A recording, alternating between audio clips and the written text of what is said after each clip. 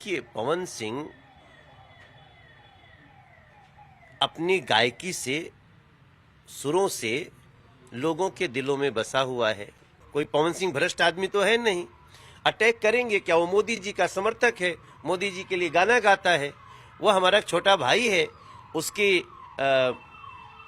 उसने अपनी व्यस्ततम समय में, सुपर स्टारडम में अगर समय निकाल करके देश की सेवा करने के लिए मोदी जी के समर्थन में आया है तो टीएमसी का परेशान होना स्वाभाविक है। तो सुना आपने पावर स्टार पवन सिंह को लेकर मनोज तिवारी ने क्या कहा।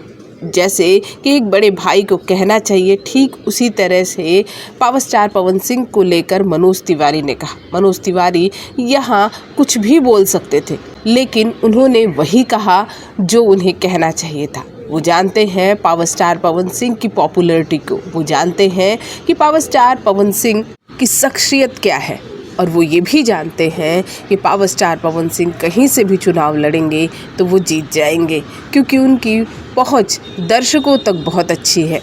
इसलिए अभी ये कह देना कि बीजेपी का दामन छोड़ दिया है पावर स्टार पवन सिंह ने, ये गलत होगा। अभी तक पावर स्टार पवन सिंह ने भले ही मनोज तिवारी को अनफॉलो किया हो, लेकिन कई बड़े दिग्गज नेताओं को जो कि बीजेपी से ताल्लुक़ रखते हैं और जो बीजेपी की सोशल मीडिया साइट्स हैं, उन्हें अनफॉलो नहीं किया है पावर स्टार पवन सिंह ने।